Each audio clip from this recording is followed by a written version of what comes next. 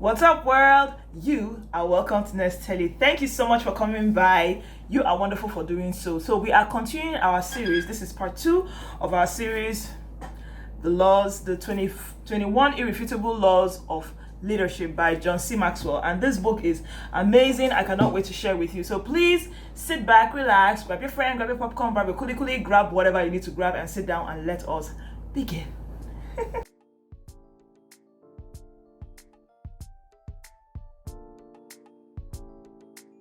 Hi, welcome to Nest Telly. If this is your first time, I am Nest. Nest Telly is a YouTube channel devoted to trying to get everyone, as many people as possible, interested in books. The idea is to get us to a point where we look at books as a means of solving problems. Okay, we know that right now a lot of things may not be working out as well as we would like it here in Nigeria, but I really believe that if more of us end up in places of leadership or in places of influence, and we know this much about leadership, we're going to do very well. Now, don't forget, leadership is not just about people in a particular position. You are a leader, I am a leader. As long as someone somewhere can choose to do something that they wouldn't do normally because you asked them to or because you have influenced them to do so, then you are a leader. So thank you so much for coming by. Subscribe and join the community if you haven't, and then leave a comment below. How did you get here? Let me know, and then like the video, of course, so more people can know more about this. So thank you so much for coming by. Subscribers, much love. Thank you so much for coming by. Okay, so the 21 irrefutable laws of leadership. John C. Maxwell is considered a leader, an expert actually in leadership. He has sat down, he has studied, he has met with people, and he has decided that there are these 21 things that are very important when it comes to leadership. And we've already done the first 2. We're about to do the number 3, and the number 3 is the law of process. The law of process, I think, applies to everything in life. Understand that nothing happens in a hurry. Everything has a process, and that is the same as leadership. Getting to a point where you can influence people, to get a huge crowd of people to do something, it does not just happen. It starts with you influencing one person, and then it continues. So you have to understand that there's a lot of work that you might need to do to get to the point of leadership where you're able to influence people. Now, remember the law of influence, which is number 2. He said leadership is influence, nothing more, nothing less. So oh my god, I'm so sorry. So if you could get to the point where you can influence people, a large number of people, those things, they take time. It does not just happen. So it's a process, okay? And he went on to explain the ways. The thing I love about the book is that for every law that he wrote, he explained ways that you can get about to carry this law. And he wrote things like writing down a growth plan for yourself and the people that you're supposed to lead. Then if you're working in a company and there are people that you would like to influence, try and do things like invest in them. Nobody really cares what you know or what you can achieve until they know that it's like, in the end, what is in for me? It's a form of selfishness, but that's just how it works. If you tell people, come, follow me, let me help you do this, they'll be like, so what's in it for me? Why should I follow you? Why should I leave my time doing this? I have this other thing I have to do that is important to me. Why should I leave it and follow you? So it's like you have to learn to invest in people. That is the only way. But again, that takes time. It takes a while before you can become good friends with somebody, so someone knows that you care enough to be able to do something for them. It doesn't happen instantly. I do feel like the world in general has really not gotten that. Does that make any sense? Anyway, so that's law. That's for today. That's our law number 1. Law number 2 is the law of addition. There is no way you can really be a true person of influence if you are not adding into people's lives, adding value to people's lives. People should feel better. People should have better lives because you're in their lives. That is what it should be. That's what true leadership should be. So people that come to you, like if you're going to vote for something and they tell you, oh, vote for me because of blah blah blah and all that, and it's like, why should I vote for you? I've known you for the past how many things? You've been around here and you haven't done anything, or even worse, you've been terrorizing us left and right. Why should we vote for you?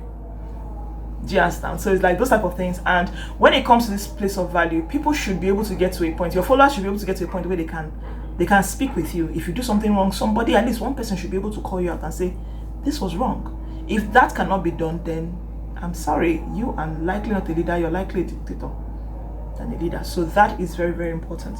So taking us to the next law, which is the law of solid ground.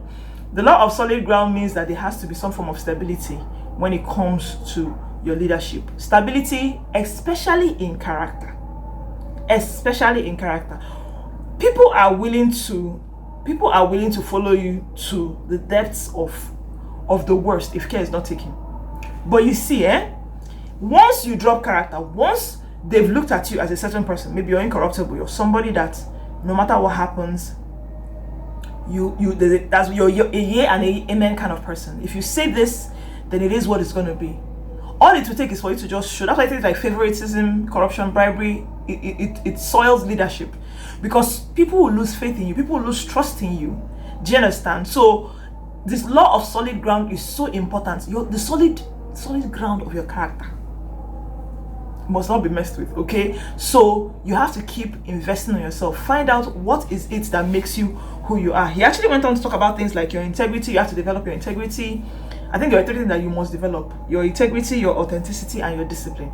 Discipline, I think, is what brings about integrity. Like, if you discipline yourself to be this kind of person that anytime you say you're going to do this, you try not to walk away from that word. I feel like when it even comes to kids, like most of us with our parents, we have this issue. When our parents tell us some things, we sit down and we doubt. That's because most times your parents have told you they will do something and they didn't do it. So it's like you're like, But if your parent is somebody that tells you, don't worry, I'll give it to you, and you know that as they said it now, definitely you're going to get it. By the time your heart has been broken so many times by your parents, you realize your parents don't really have that influence anymore. So even when they tell you I'm doing what's best for you, they're probably saying the truth, but they cannot prove it because, solid ground has been ruined. So that's where integrity comes in. Discipline also comes with integrity. Then authenticity. Try to be the same person everywhere. Don't be one person somewhere. Don't be somebody that says, oh, this is beautiful and I like it. The same thing. And then you go somewhere else and see the same thing and say, this is the ugliest thing I've ever seen. Be an authentic person. That way, if somebody wakes you up at night and tells you to do something, you don't do something different from what you would do if you were wide awake and you were present. Okay? So for you to have the solid ground needed to be a wonderful person of influence, which is leadership, you have to work hard, get yourself disciplined. Your integrity must be intact and always be authentic. Don't try to be someone that you aren't anyway. That doesn't help anybody. So the next law is the law of respect. Can people really follow you if they don't respect you? Can you really influence people if they don't respect you? Can you really lead people if they don't respect you? I think this actually goes without saying. I didn't write much about it because I know that, to me, like, respect is, But the thing is, I think because of where we're from, that's this part of the world, the idea of respect has been toyed with so much that a lot of people see things that are respect as not respect. Like things like psychophancy, people that would kneel down and greet you, and hey, if you do all that, it's considered respect. But actually it isn't, because whoever does that just did that in front of you. Behind your back, they don't care. They likely would not care. Not like they don't, but like they likely don't care. But it doesn't matter to you. They respect me because when I came, he stood up, knelt down, stood up, knelt down, did like this, did like that. So in your mind, you're being respected. Do not confuse them. Okay, I feel like here it's still a lot of work here in Nigeria when it comes to respect and that respect. That makes any sense. Okay, so that's the next one. So the last one, definitely that is not definitely not the least, is the law of intuition. I think this one I can talk about it for the next 20 minutes. Intuition is so important. I do feel like a lot of times, I don't know if this ever happened to you or if this happens to you often enough, sometimes something goes wrong and you just think to yourself, something was telling me that this was a bad idea. I think all of us should get to a point where we start listening to that something that was telling us. Usually that something sounds ridiculous at that time. When that thing happens, after the event has taken place, you now realize I really should have listened to this something. But that is what your intuition is. Sometimes you have to get to a point where you polish your intuition. That's what she actually says. Polish your gut. Do you understand? With some things, it takes a lot of skill and a lot of knowledge, but the more you work with people, the more you know how someone comes across. Like, I'm a fashion designer and I make clothes for people. Most times I can tell from my first 3 sentences with a client, especially if I'm doing the social media, I can already tell the kind of clients that they're going to be at the end. More often than not, I am not wrong. When I was a younger designer, that's when I started, I used to basically dismiss some people because I already knew they would be like that. But then it's like money that will still get missing. So what I started doing more of was, okay, if I know this is going to be this kind of person, it will affect the way I would approach the person, but I will not actually remove the person from the equation. Do you understand? It don't affect the way, because the thing is that if you act the same way with every single set of client, that was for me, every single set of client, if you approach them all a certain way, some of them would treat you, some of them the business would actually go really bad.